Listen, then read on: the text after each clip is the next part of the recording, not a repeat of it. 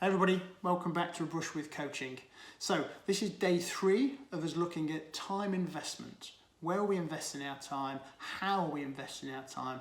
And can we make sure we're investing our time in the things that really matter and are important to us? On day 1 we looked at the Eisenhower grid. Day 2 we looked at the Ivy Lee method. If you've missed those videos, scroll back down through the timeline or go to A Brush with Coaching YouTube channel and you'll find them there. Today though I want to start with a question. How are those New Year's resolutions going? Remember those? Did them in January? Well, if you're anywhere between 80 and 90% of the population, you would have given up by now. That's what we know from research, that by now 9 out of 10 of people have given up on their New Year's resolutions. And if you're one of those, or even if you're just trying to hit any other target and you have any other ambition in terms of achieving something, I want to help you today. And to do so, you might want to grab some of these. Paperclips. In his book Atomic Habits, a guy called James Clear tells the story of a stockbroker named Trent Dearsmid. And Trent Dearsmid joined a bank in Abbotsford in Canada in 1993, and no one expected much of Trent. He was a complete rookie, he'd not done this before, and Abbotsford was a very small branch, somewhat in the shadow of the main branch in Vancouver, where all the big deals got done. And yet within 18 months, Trent was generating sales of over $5 million. And why was that? Well, the secret of his success was 120 paper clips he left on his desk.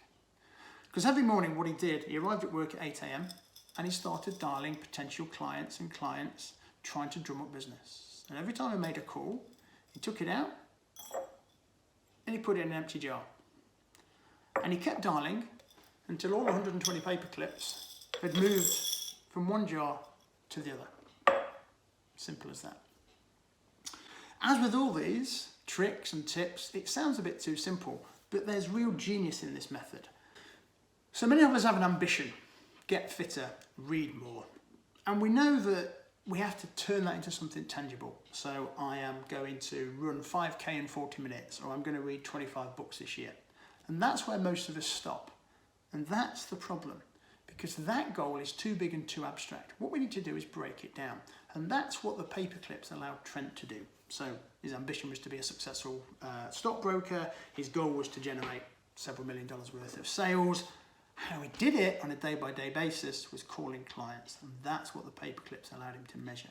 So 5 things are wrapped up in this idea that really help us. And the first one is, by having something tangible to look at, it encourages us to make progress. It reminds us of the small steps we need to take in order to achieve our overall goal. Second thing the paperclips do is provide with an instant reward. The act of moving a paperclip from one jar to the other makes us feel like we've achieved something.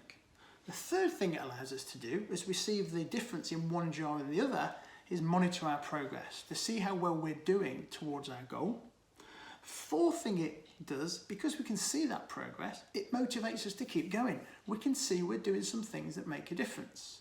The final thing it does is it helps us get back on track when illness or busyness or a lack of motivation hits.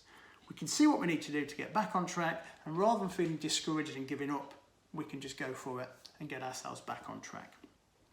So if you're serious about those resolutions, maybe it's time to grab yourself some paper clips, but it doesn't have to be paper clips. I've adopted this technique this year because I wanted to exercise more. And what I wanted to do in terms of measure or goal was do 20 kilometers a week. And to monitor that, what I've got is this calendar from my one of my favourite charities. And on there, you'll see I'm just writing each of my exercise sessions down and how many kilometers I'm doing. And the little green number at the end is where I need to be in order to do 20 kilometres a week or 1,000 kilometres this year.